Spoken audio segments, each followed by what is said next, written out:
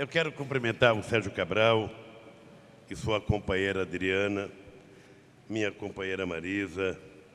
Quero cumprimentar o Sérgio Rezende, o nosso ministro da Ciência e Tecnologia, o nosso querido Marcelo Deda, governador do estado de Sergipe, o senador Marcelo Crivella, o deputado federal Afonso Ram, os secretários estaduais, o professor Aloysio Teixeira, eu adoro falar essa palavra, magnífico reitor da Universidade Federal do Rio de Janeiro, nosso querido companheiro Gabriele, presidente da Petrobras, o nosso querido companheiro Pinguelli, diretor da COP, o professor Oscar Rosa Matos, coordenador do Laboratório de Ensaios Não Destrutivos, Corrosão e Soldagem da COP, cumprimentar os companheiros e companheiras, pesquisadores, acadêmicos, professores, estudantes, funcionários, jornalistas, torcedores do Botafogo, do Flamengo, do Vasco, do Corinthians, cumprimentar todo mundo aqui.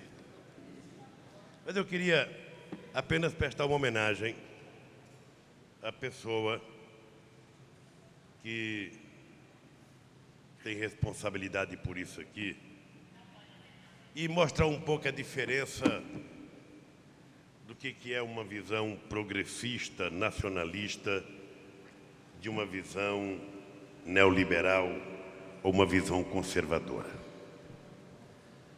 E aqui eu vou falar do professor Alberto Luiz Galvão Coimbra, para mostrar o lado progressista de um homem que, se pensasse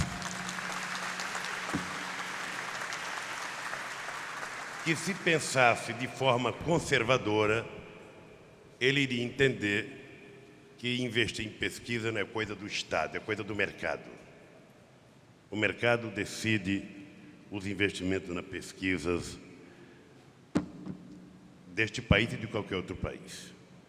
O Alberto Luiz Galvão Coimbra, que orgulhosamente pertenceu à geração de nacionalistas da década de 40 e de 50, forjados na era do Getúlio Vargas, que alguns tentaram acabar há pouco tempo, apostaram em um Brasil desenvolvido por mestres, doutores e técnicos capazes de criar a tecnologia que impulsionaria o processo de industrialização do nosso país. Ele foi o primeiro administrador do curso de mestrado em Engenharia Química da então Universidade do Brasil, hoje Universidade Federal do Rio de Janeiro. A instituição iniciou as atividades em 1º de março de 1963 e foi o embrião que criou a COP. Para reforçar o corpo docente, Coimbra enviou missões de recrutamento de alunos às cidades onde havia cursos de engenharia. Os recrutadores punham anúncios em jornais, rádios, convidando formandos para entrevistas em hotéis. A eles era explicado o sentido do mestrado e ali mesmo os interessados eram avaliados. Cada selecionado recebia a informação de que receberia uma bolsa de estudo do CNPq ou da CAPES. Na época, era uma extraordinária novidade. Com isso, receberam alunos das principais capitais brasileiras e do México, Chile, Uruguai, Colômbia e Argentina. Poucos anos depois, a nossa querida COP se transformou em referência nacional na área de pesquisa tecnológica e no maior centro de ensino e pesquisa em engenharia da América Latina. Por que eu fiz questão de ler esse texto aqui sobre o professor Alberto Luiz Galvão Coimbra? É porque muitas vezes a gente encontra o prato pronto e a gente não tem o cuidado de saber como é que foi preparar o prato para a gente comer. E aí a gente passa a não valorizar as pessoas que vieram antes de nós e que fizeram coisas que nós hoje usufruímos. Isso acontece na vida política, na vida acadêmica, entre os cientistas, os pesquisadores, entre os sindicalistas, ou seja, normalmente todos nós achamos que a história começa a partir de nós, quando na verdade nós somos resultados das histórias feitas por outros. Então eu fiz questão de ler esse texto aqui para a gente acreditar que neste país, há algum tempo atrás, tinha gente que pensava mais seriamente no país. Tinha gente que pensava em soberania nacional. Tinha gente que pensava em independência na área do conhecimento. Tinha gente que queria que o Brasil fosse um país respeitado. E o professor Aloysio era um desses. E, obviamente, que nós temos, ao longo da história, milhares de pessoas que também seguiram essa trajetória. Mas tivemos outros que acharam que, olhe, sabe, o mercado vai resolver o problema. E é com muita tristeza que a gente olha para a educação deste país e a gente percebe que, num estado rico, você chega a ter 82% dos estudantes em universidades públicas em universidades fazendo em universidade privada. Nada contra a universidade privada, mas tudo favorável à universidade pública. Mas tudo.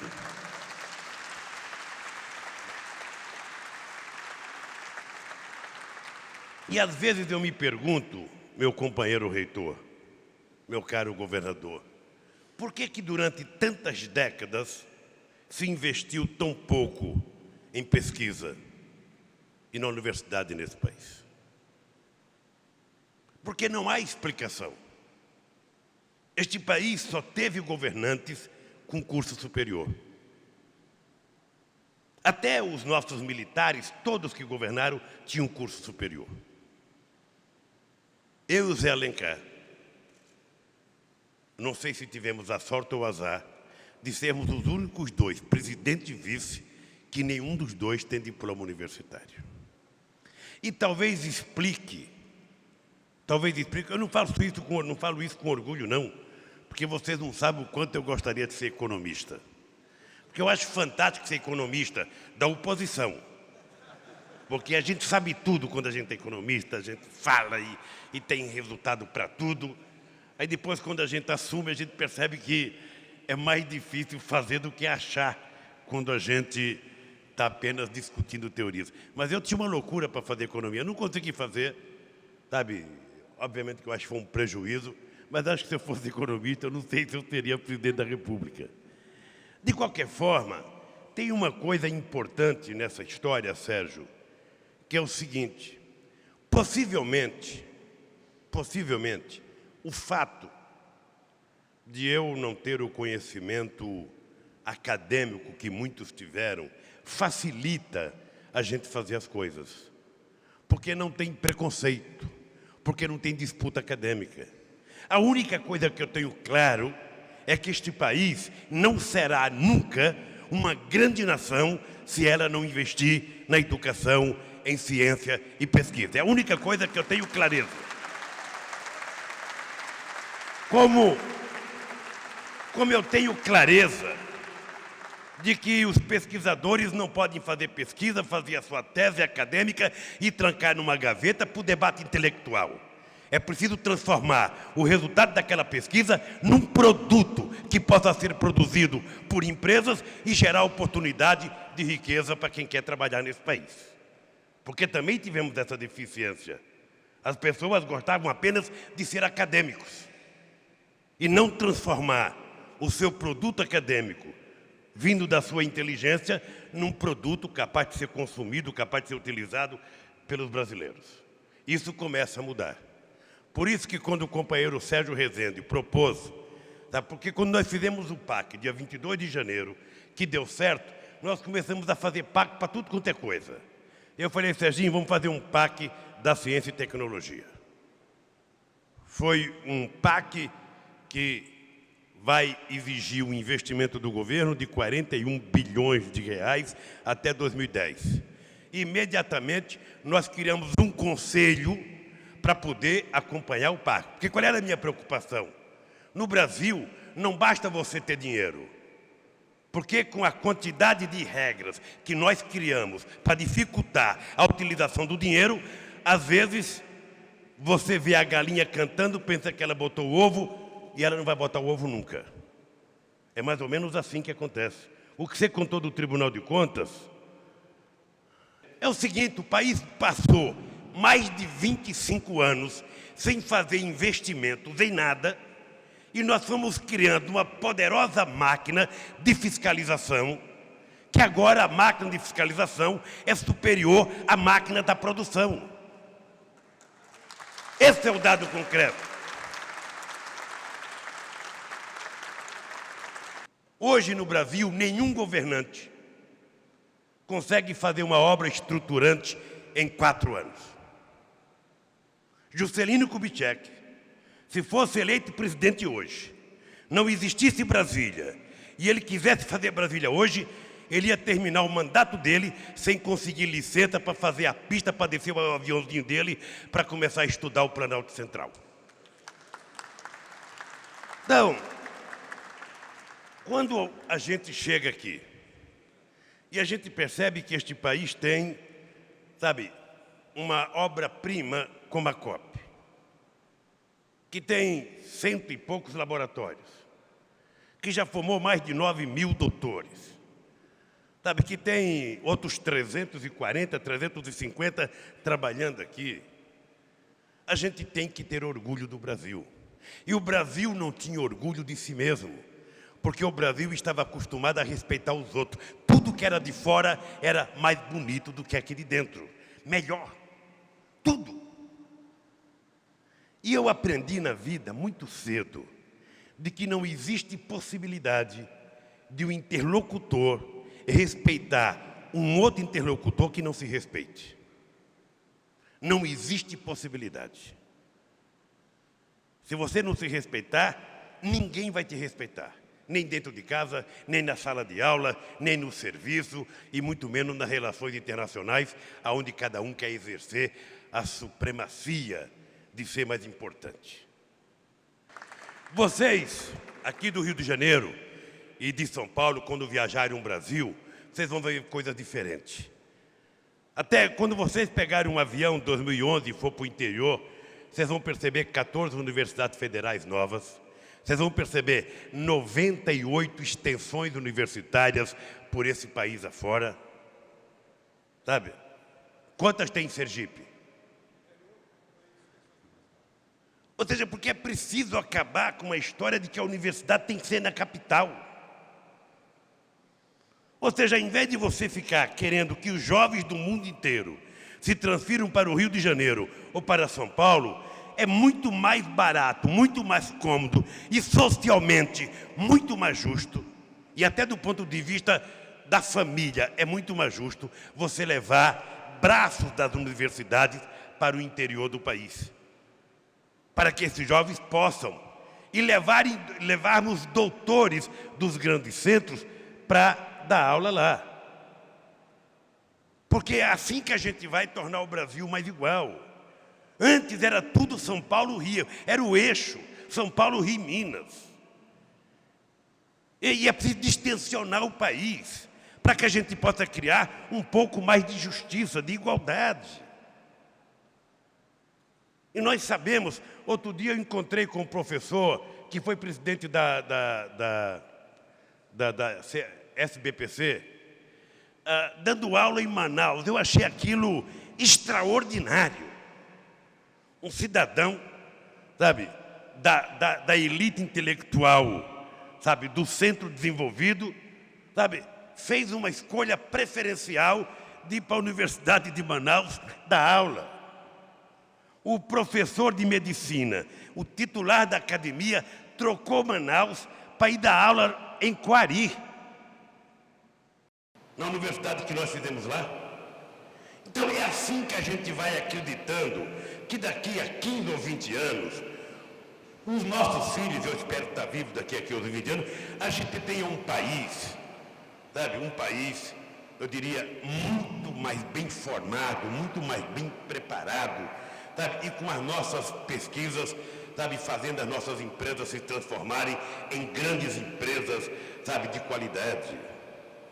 Nós sabemos que ainda falta fazer muita coisa nesse país, mas eu duvido que tenha tido um presidente deste país que tenha participado de uma reunião da Comissão de Ciência, sabe, e Tecnologia, Comissão Nacional de Ciência e Tecnologia, e depois ir na sede da SBPC e não ouvir uma crítica. Eu duvido que já tenha tido alguém que tenha tido a felicidade. Até estranhei. Como é que eu estou aqui na casa da SBPC e ninguém está descendo o porrete no governo? É exatamente porque agora todos têm a responsabilidade de fazer com que o ministro não trate o plano como se fosse um plano do ministro que, quando ele sai, acaba. O plano não é do ministro, o plano é da sociedade, porque foi vocês que construíram o nosso Pacto da Ciência e Tecnologia. Então, se vocês pariram, cuidem. Não permita que morra de inanição. E nós estamos convencidos que vamos cumprir a meta. Agora, dizia para o meu amigo Pinguelli que poderia ter colocado um robozinho mais bonito ali para mim ver, né, pô? Um robozinho é uma coisa que... Eu achei que era um robô, até pensei que era uma pessoa parecida comigo. Bem, não mais a alegria de estar aqui, gente. Olha, eu acho que o Brasil entrou num outro patamar. Quem tem viajado o Brasil tem percebido. Esse dia fiquei feliz porque eu fui comunicado que, do ponto de vista da produção de artigos, o Brasil já passou a Rússia, o que era impensável a gente imaginar há 5 anos atrás. Eu participei das Olimpíadas da Matemática e eu acho que o INPA está fazendo nesse país é motivo de orgulho para qualquer brasileiro. É uma pena que as pessoas não conhecem. Mas eu participei da Olimpíada de Matemática e é motivo para qualquer brasileiro ficar orgulhoso.